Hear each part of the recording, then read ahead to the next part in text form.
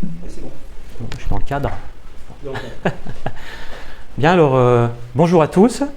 Voilà, merci. Je suis très heureux de partager ce message avec vous qui s'intitule Recharger les batteries. Alors, il va en être question un petit peu au sens propre, quand même, pour expliquer la chose, mais surtout, vous avez compris, au sens figuré, et c'est une image de notre vie avec le Seigneur, de notre vie de foi. Alors, dans l'ordre, il y aura un petit mot d'introduction qui sera même peut-être assez conséquent, mais pour un peu poser les choses. Après, on va s'attacher à une promesse. C'est un verset, en fait, dans Matthieu 11, que je pense beaucoup connaissent. Et je pense que c'est vraiment ça qui va... Voilà. S'il y avait peut-être qu'une chose à retenir, ça serait celle-ci, mais on y reviendra. Et puis ensuite, on verra un peu de quelle manière recharger nos batteries spirituelles avec 3 exemples bibliques. Et donc, on va parcourir quelques textes à ce sujet. Alors, les batteries, on sait ce que c'est. C'est en fait, il y a différentes tailles. Il y en a des toutes petites, comme celles qu'on met dans le réveil matin, ceux qui ont encore un réveil de l'époque, comme moi. Donc, c'est une toute petite pile qu'il faut quand même changer de temps en temps, parce que si il y a un matin, on ne se lève pas pour aller au collège, au lycée ou au travail, ça peut quand même poser quelques soucis, même si ce n'est pas non plus la fin du monde. Il y a aussi d'autres batteries qui, elles, sont de taille beaucoup plus importante, comme la batterie qu'on a pour nos voitures. Là, c'est pareil, quand la batterie est en panne, ça a dû vous arriver à quelques moments, il faut pousser la voiture pour démarrer. C'est pas très agréable. Et bien sûr, il y a la batterie du smartphone. Voilà, ça, c'est indispensable. Moi, j'ai des élèves, la première chose qu'ils me demandent quand ils arrivent dans le cours, c'est est-ce que je peux brancher mon téléphone pour recharger Voilà.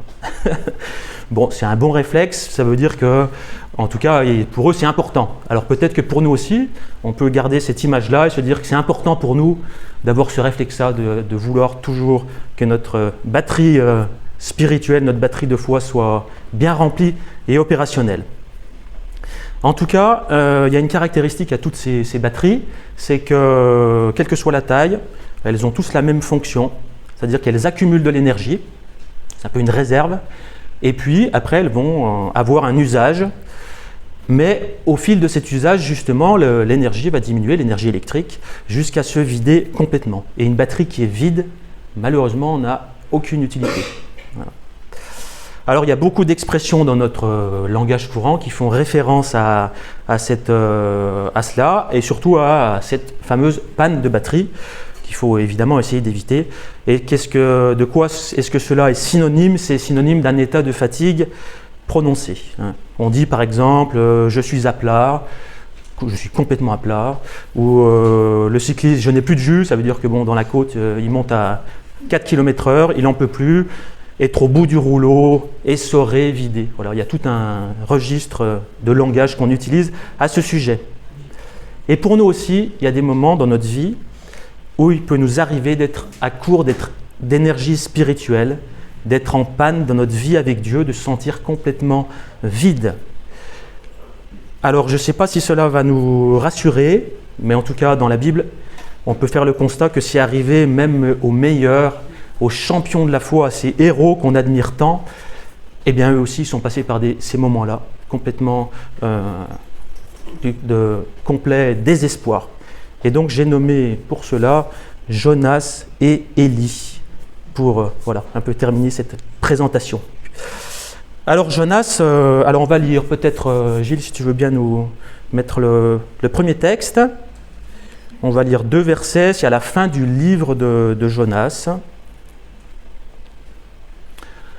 Au lever du soleil, Dieu fit souffler un vent chaud d'Orient, et le soleil frappa la tête de Jonas, au point qu'il tomba en défaillance.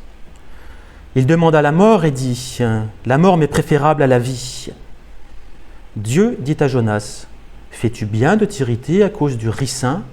Le ricin, c'est une plante. Il répondit « Je fais bien de m'irriter jusqu'à la mort. » C'est une journée qui commence mal. Le verset 8 qui est juste avant celui-ci, c'est au lever du soleil. Normalement, le matin, quand on se lève le matin, c'est plutôt porteur d'espoir le matin. On dit, ah bon, une nouvelle journée qui commence, allons-y. Eh bien là, c'est une journée pour Jonas qui commence très très mal. voilà qu'il est en plein soleil, en plus le vent souffle, c'est un vent qui est chaud, et en fait il n'en peut plus. Alors on est un peu surpris, et on pourrait même dire un peu déçu, quand on lit cet épisode de la vie de Jonas. Parce que Jonas, c'était un prophète d'Israël, et il avait traversé des choses extraordinaires. Alors certes, il avait un petit peu... n'avait pas vraiment suivi ce que Dieu lui avait dit, ça c'est un peu ce qu'on retient de l'histoire de Jonas, mais enfin, à travers son cheminement, de ce qu'on lit, il a vécu des choses extraordinaires. Il a traversé cette tempête, voilà. Ensuite il y a ce poisson qui est venu le délivrer de la noyade. Dans les entrailles du poisson, il a récité des psaumes, enfin, c'est absolument incroyable. Ensuite, finalement, il va à Ninive, et puis là, eh bien, il prêche la repentance. Et là, vous imaginez, cette grande ville, 600 000 habitants, se convertit. On va se dire, mais Jonas, c'est extraordinaire, c'est ce qui se produit. Gloire à Dieu. Et pourtant, on trouve ce moment qui fait suite dans la vie de Jonas, où il est complètement désespéré, complètement découragé, au point qu'il dit « la mort m'est préférable à la vie ». C'est-à-dire il pense même à... Voilà, il se dit finalement, à quoi bon vivre? Et on voit que Dieu ne le laisse pas comme ça, qu'il initie le dialogue. Dieu lui pose une question. Il lui dit « mais Jonas, est-ce que tu as bien raison d'être dans cet état d'esprit, de t'irriter, d'être en colère ?» Alors Dieu, voilà, il va chercher Jonas avec cette question, et il veut en fait l'amener à prendre conscience de ce qui peut-être ne va pas en lui. Et si on creuse un peu cette histoire, on sait que le problème de Jonas, c'est qu'en fait, les Ninivites, Ninive c'était en Assyrie, anciennement ça s'appelait Nimrod, c'était des ennemis des Israélites. Et pour lui, c'était insupportable que ces ennemis de Dieu profitent de cette grâce et du salut de Dieu qu'il avait pourtant annoncé, mais peut-être un peu à contre-cœur, et que les Ninivites avaient saisi. Ils avaient tous accepté Dieu dans leur vie. Et Dieu savait que ce problème, chez Jonas, était celui-ci. Alors ça, c'est peut-être aussi une clé pour nous, de se dire que quand quelque chose ne va pas, voilà, le regard de Dieu sur là où j'en suis peut sans doute nous éclairer. Bon, l'histoire se termine pas très bien, mais on peut penser que voilà, tout n'est pas forcément écrit et que peut-être Jonas a changé d'avis un petit peu plus tard, mais ça s'arrête quand même sur une mauvaise orientation de Jonas. Il dit « je fais bien de m'irriter jusqu'à la mort ». C'est-à-dire il dit non, il avait la tête dure quand même, Jonas, quand on lit son histoire. Il avait du mal à écouter et à obéir à ce que Dieu lui proposait.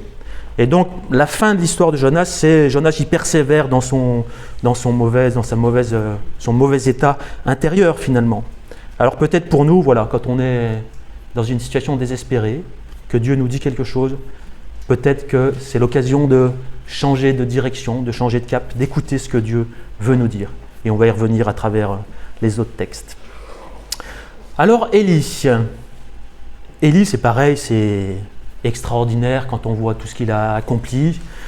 Et pourtant, comme Jonas, c'est assez symétrique cette histoire. Alors on va lire ce texte. Pour commencer, donc c'est 1 Roi, le chapitre 19. On va lire les versets 3 à 5. Élie, voyant cela, se leva et s'en alla pour sauver sa vie. Il arriva à Beersheba, qui appartient à Juda, et il laissa son serviteur.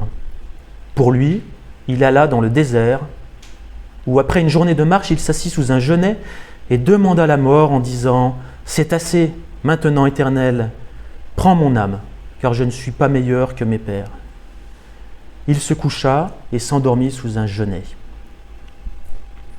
Cet épisode, il fait suite, là aussi, à un événement absolument extraordinaire que Élie a vécu, même qu'il a initié. C'était cette victoire face aux faux prophètes de Baal. Donc c'était des idolâtres qui avaient un culte. Et si on lit juste avant, on voit que justement il y a eu une scène, ça a duré toute une journée, où en fait c'était le combat entre le dieu Baal et l'éternel Dieu que Élie professait. Et puis, bien sûr, Dieu a montré sa puissance à travers Élie. Le feu du ciel est descendu, vous pourrez relire cette histoire. extraordinaire. Et donc, l'Éternel Dieu, et Élie a été, on pourrait dire, conforté en cela.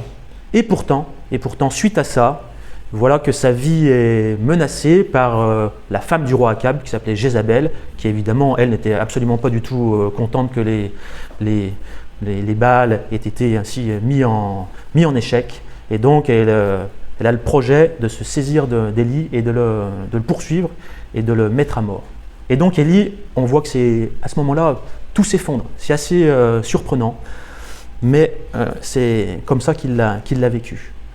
Et donc, il s'enfuit, tout simplement. Il nous a dit, il se lève, il s'en va pour sauver sa vie, pour échapper à Jézabel. Et un petit peu plus loin, donc on voit qu'il laisse son serviteur.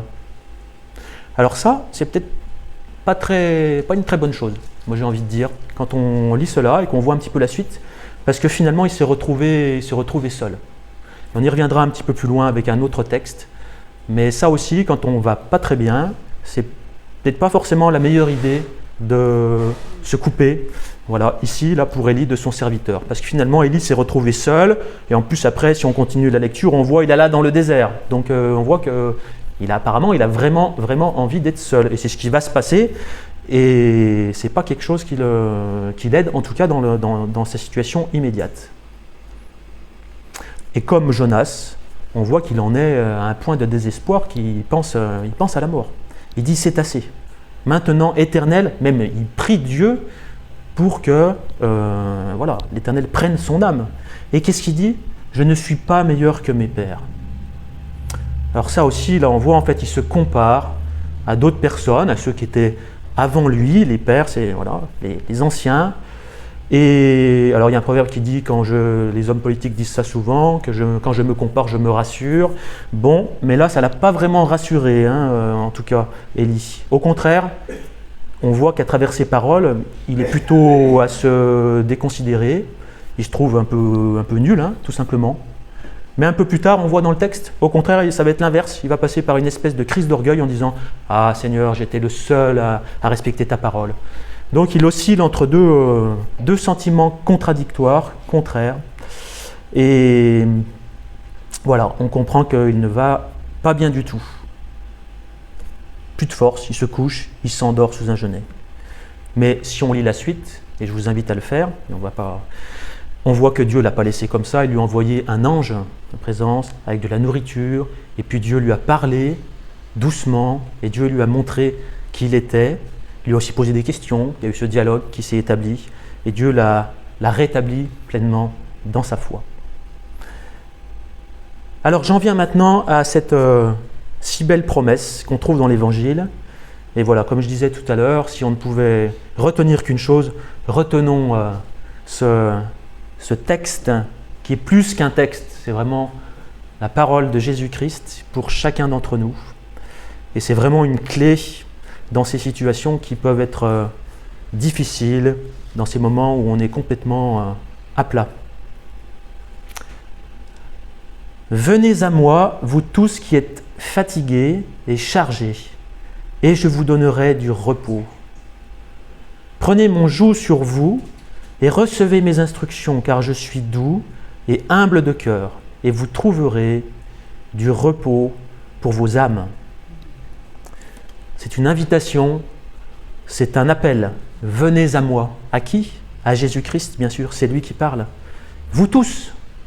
Ce n'est pas juste ceux qui sont assez bien pour aller à Jésus-Christ. Non, c'est un appel qui est vraiment pour chacun d'entre nous. Il n'y a personne qui est écarté de cet appel-là. Et il est question de ceux qui sont fatigués et chargés. Et je pense que c'est quelque chose, un état intérieur qui est plus, peut-être ça peut être physique, mais je pense que ça va plus loin, c'est un état intérieur, un état spirituel, synonyme de découragement. Élie et Jonas, on voit, ils étaient complètement découragés. Et quand on est fatigué et chargé, ça peut vouloir dire ça, qu'on est juste découragé.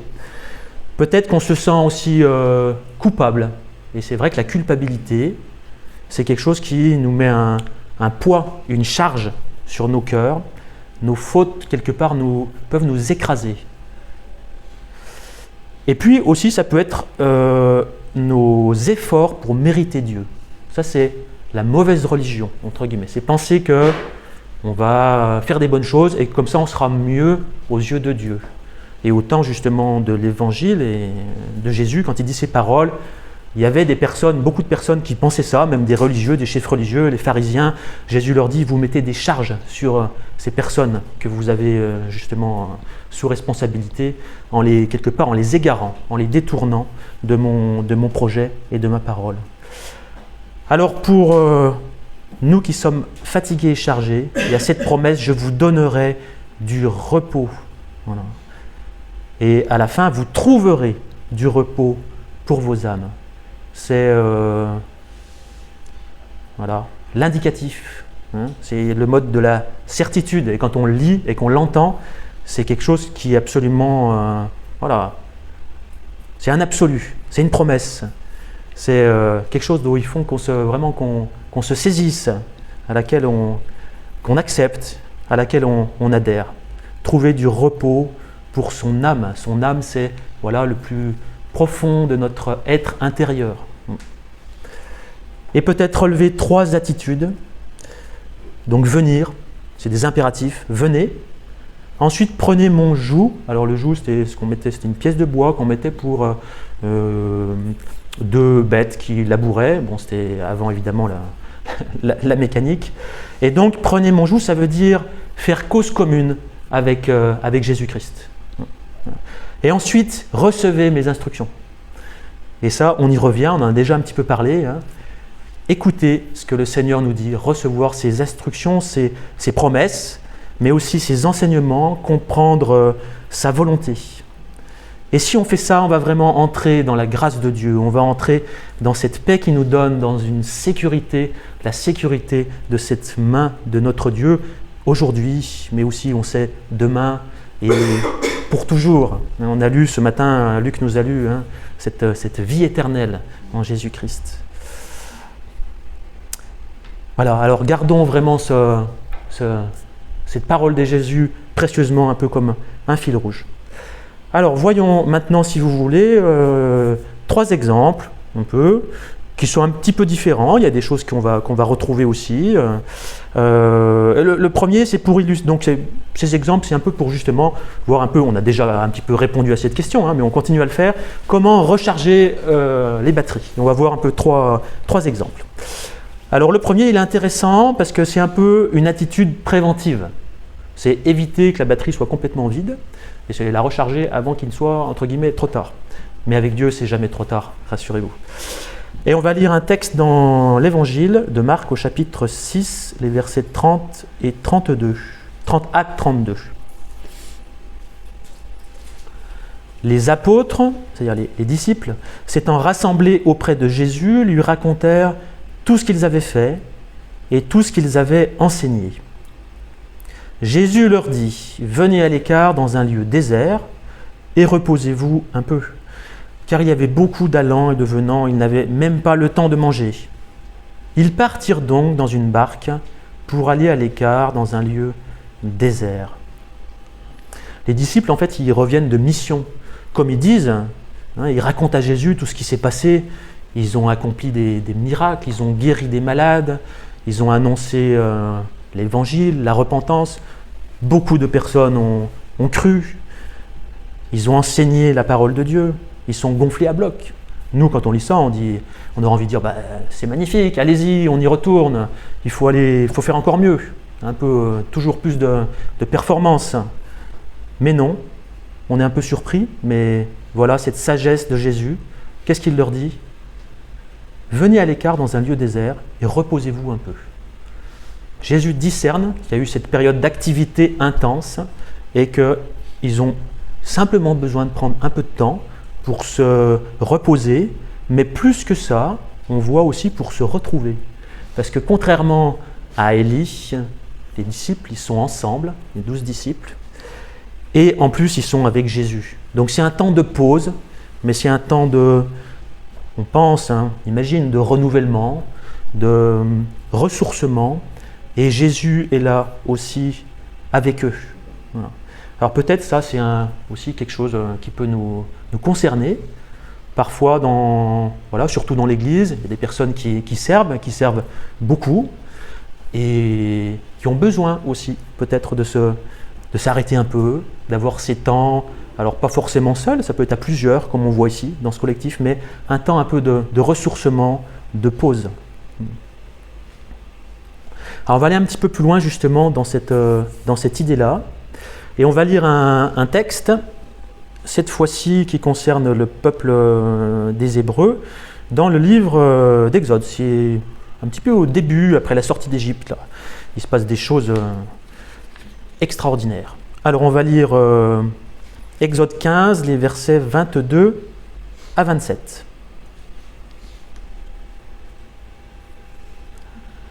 Moïse fit partir Israël de la mer Rouge. Ils prirent la direction du désert de Chour, et après 3 journées de marche dans le désert, ils ne trouvèrent pas d'eau. Ils arrivèrent à Mara, mais ils ne purent pas boire l'eau de Mara, parce qu'elle était amère. C'est pourquoi ce lieu fut appelé Mara. Le peuple murmura contre Moïse en disant « Que boirons-nous » Moïse cria à l'Éternel, et l'Éternel lui indiqua un bois qu'il jeta dans l'eau, et l'eau devint douce. Ce fut là que l'Éternel donna au peuple des lois et des ordonnances. Ce fut là qu'il le mit à l'épreuve. Il dit, si tu écoutes attentivement la voix de l'Éternel ton Dieu, si tu fais ce qui est droit à ses yeux, si tu prêtes l'oreille à ses commandements, et si tu observes toutes tes lois, je ne te frapperai d'aucune des maladies dont j'ai frappé les Égyptiens, car je suis l'Éternel qui te guérit. On termine avec le verset 27. Ils arrivèrent à Élim, où il y avait 12 sources d'eau et 70 palmiers. Ils campèrent là, près de l'eau. C'est un peu le même schéma. Hein. Le peuple d'Israël, vous imaginez, ils sont sortis d'Égypte. Dieu, il y a eu ces fameuses 10 plaies, c'est très célèbre, les 10 plaies d'Égypte. Dieu a montré toute sa puissance. Les Égyptiens ont été complètement anéantis. Eux, c'était les maîtres. Ils tenaient le peuple en esclavage. Bien, Dieu montre sa puissance, il délivre ce peuple. Le peuple sort d'Égypte. Ensuite, les Égyptiens les poursuivent. Et puis, ils sont devant cette mer Rouge. Dieu fend la mer Rouge devant eux. Ils passent à sec, comme il est écrit. Et puis ensuite, les Égyptiens sont pris dans les flots de la mer Rouge. Et donc, ça y est, les Israélites sont vraiment délivrés des Égyptiens. Ils arrivent sur la rive. Là, ils louent le Seigneur. Il y a ce cantique qui est absolument magnifique. On peut se dire, mais c'est extraordinaire. Et puis là, la panne sèche, pas d'eau. 3 jours, vous imaginez, 3 jours dans le désert, ils ne trouvèrent pas d'eau. Ensuite, apparemment, ils continuent un petit peu, ils arrivent à Mara, et là, ils trouvent de l'eau, mais l'eau est amère, décidément. Et alors, qu'est-ce qui se passe ? On voit, ils n'ont pas une très bonne attitude, le peuple. Mais nous aussi, quand on ne va pas très bien, voilà. Ils se plaignent. Ils se plaignent de qui ? Ils se plaignent de Moïse. Moïse, c'était celui qui les avait fait sortir d'Égypte, qui les conduisait, qui était dépositaire de cette puissance de Dieu, de cette parole de Dieu. Eh bien, le peuple, se plaint de Moïse. Ils sont médisants et ils l'accusent même. Il leur dit que boirons-nous ? En gros, à d'autres moments, ils vont dire mais est-ce que c'était bien la peine de nous emmener dans ce désert là ? Tu vois où est-ce qu'on en est ? Et donc Moïse prie l'Éternel. Et puis il y a une délivrance. J'attire votre attention sur cette petite fin de verset 25. Ce fut là qu'il les mit à l'épreuve. Qu'il, c'est que Dieu les mit à l'épreuve. Et sans doute, il y a aussi une leçon. Alors quand quelque chose ne va pas, ça ne veut pas dire que Dieu nous punit parce qu'on a mal fait quelque chose. Hein. Ça, c'est pas du tout. Il ne faut pas du tout voir les choses comme ça. Mais certainement, dans ce qui est difficile pour nous de traverser, il y a une leçon à retirer. Alors c'est pas à quelqu'un de dire tu vois, tu as fait ça, il t'arrive ça. Alors je ne dis pas du tout ça. Mais écoutez, avoir conscience que cette difficulté, eh bien, c'est un peu comme il est dit ici, une mise à l'épreuve, c'est-à-dire c'est un peu un test, quelque part, de notre foi. C'est où est-ce que j'en suis avec le Seigneur, avec Dieu, quand les choses sont difficiles. Et là, on voit que ça nous est expliqué comme ça. C'était en fait une mise à l'épreuve pour le peuple.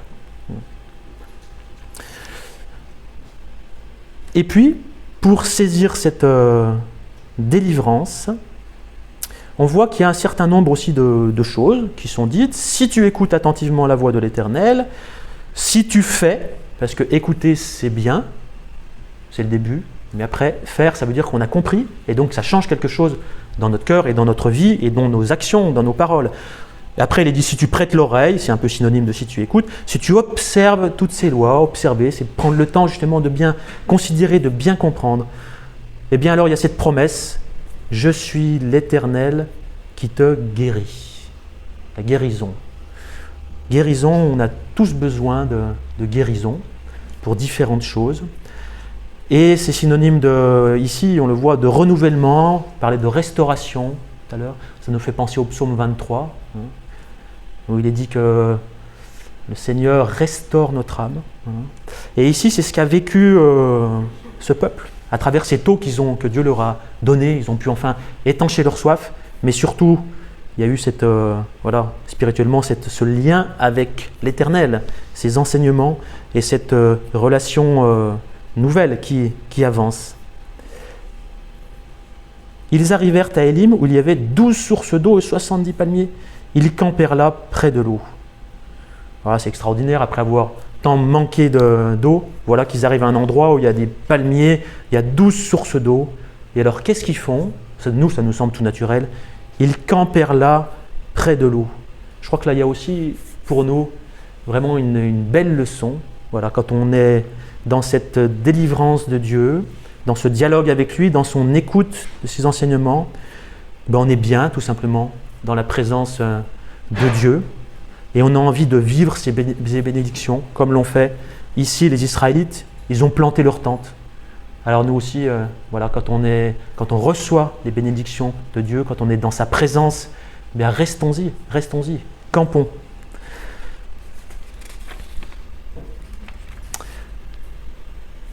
Alors, troisième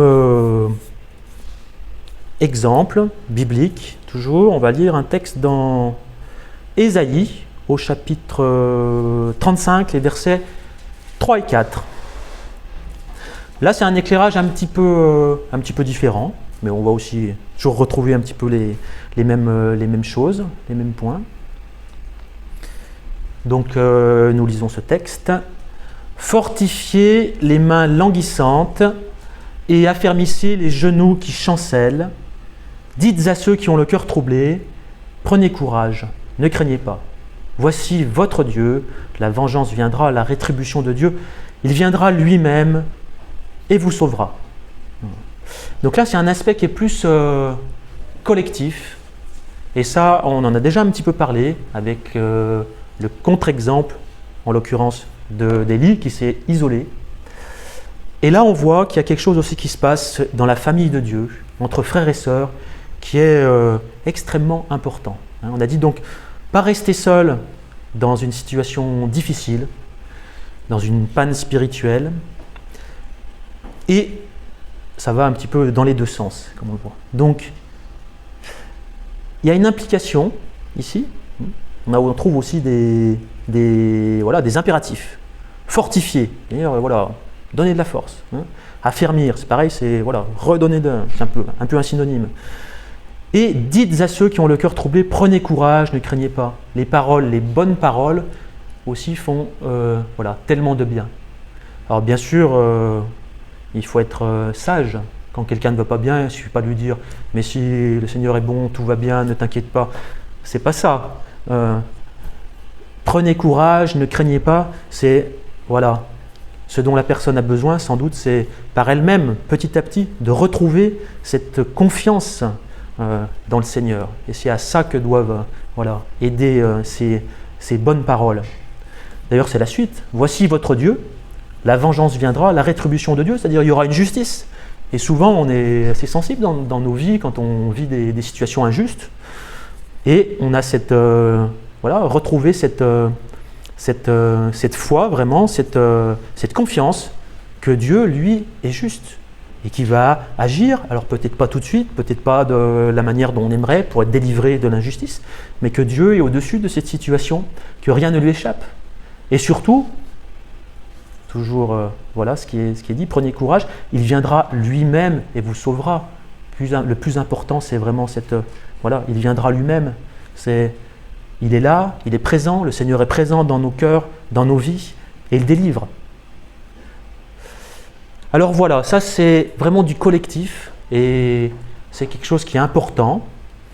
Savoir encourager par des bonnes paroles, savoir accompagner dans le but de communiquer peut-être des nouvelles forces spirituelles. Alors, ici, comme le verset dit, on est un peu dans la position de se dire, bon, c'est nous qui allons encourager et aider les autres, mon frère, ma sœur, mais on comprend bien que peut-être que la fois suivante, c'est nous qui serons bénéficiaires, qui auront besoin d'être à nouveau encouragés, d'être fortifiés.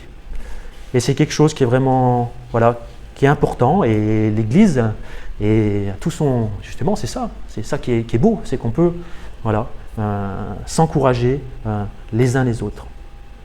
La piété personnelle, c'est quelque chose de très important. Je pense vraiment une base, un fondement. On ne peut pas vivre sa vie de foi sans piété personnelle, c'est-à-dire sans avoir ce vrai lien avec le Seigneur, entre lui et moi. Luc nous disait un peu ce matin, lire la parole de Dieu, prier, être vraiment dans cette relation avec notre Seigneur. Mais peut-être, parfois, il ne faut pas que ça nous écarte de ce collectif, de cette famille de Dieu. Alors j'aimerais terminer avec un texte que je trouve aussi magnifique, dans Ésaïe toujours, au chapitre 40, qui sera un peu, du coup, ce texte que je vais vous laisser, qu'on va garder un peu en conclusion. Ésaïe 40, le verset 29. Donc il, c'est Dieu ou l'Éternel. Il donne la force à celui qui est fatigué et il augmente la vigueur de celui qui tombe en défaillance. On a vu Jonas qui était prêt à tomber en défaillance. C'est le même mot ici.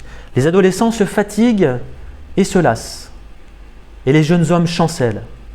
Mais ceux qui se confient en l'Éternel renouvellent leur force. Ils prennent leur vol comme les aigles. Ils courent et ne se lassent pas. Ils marchent et ne se fatiguent pas. Bon, déjà, on voit que ce n'est pas une question d'âge, le fait d'être fatigué spirituellement. Vous qui êtes jeunes. Non. On peut avoir ces passages à vide à tout âge, qu'on soit jeune dans la foi aussi, ou plus expérimenté. Si on se souvient justement de Jonas et d'Élie, c'était, comme je disais, c'était des héros, ces personnes-là. Ce qu'ils vivaient avec Dieu, c'était extraordinaire. Et pourtant, ils ont eu des passages extrêmement compliqués, des désespoirs, qu'on a même nous, quand on lit, moi je me souviens quand j'étais ado, je lisais ces histoires et j'étais déçu quand même. Comme Salomon, c'est tellement, puis alors là, il se plante, on dit non. Et pourtant, en grandissant, je trouve que justement, la parole de Dieu, elle est vérité. Nous, si on avait écrit l'histoire de Jonas, John aurait écrit une happy end, quoi. On ne va pas rester quand même sur quelque chose de négatif. Mais la parole de Dieu, elle est vérité et elle nous éclaire aussi sur ce que nous sommes. Alors, ce n'est pas une question d'âge. On a besoin de ce renouvellement de nos forces spirituelles à tout moment. Et attention peut-être justement à ne pas surestimer ses forces, ce qu'on fait quand on est un peu plus jeune justement, c'est un peu un défaut. C'est aussi une qualité, l'énergie et tout, mais ça peut être aussi un piège. Et se souvenir vraiment qu'on a absolument besoin vital, d'être renouvelé, d'être reboosté, d'être rechargé, si on garde cette image de la batterie, rechargé en permanence. Voilà. Le but c'est d'éviter la panne. Voilà. Il y avait, Yann nous a parlé de l'image du cep, qui est Jésus-Christ, et nous des sarments. Alors c'est une image un peu différente, puis surtout c'est une image biblique. L'image de la batterie, c'est pas une image biblique, donc je peux pas le mettre sur le même plan, même si j'ai vu à travers les textes qu'on retrouve quand même cette image. Mais le sarment, il est toujours connecté au cep, et puis la sève coule, la vie de Dieu coule, et donc c'est aussi une très belle image justement de notre vie avec Dieu. L'image de la batterie, c'est un petit peu différent. C'est deux choses qui ne s'opposent pas, surtout. Et donc, on a ce besoin d'être vraiment renouvelé, rechargé, de se confier pleinement en l'Éternel, et pour cela d'accueillir vraiment sa vie, c'est-à-dire son esprit, sa parole. Et aussi on a besoin les uns des autres, des frères et sœurs. Alors je vous laisse la promesse de la fin du texte. Ils prennent leur vol comme les aigles, ils courent et ne se lassent pas, ils marchent et ne se fatiguent pas. Alors vous avez le choix avec le Seigneur. Vous pouvez marcher, vous pouvez courir, vous pouvez voler. Go. Que le Seigneur vous bénisse. Voilà.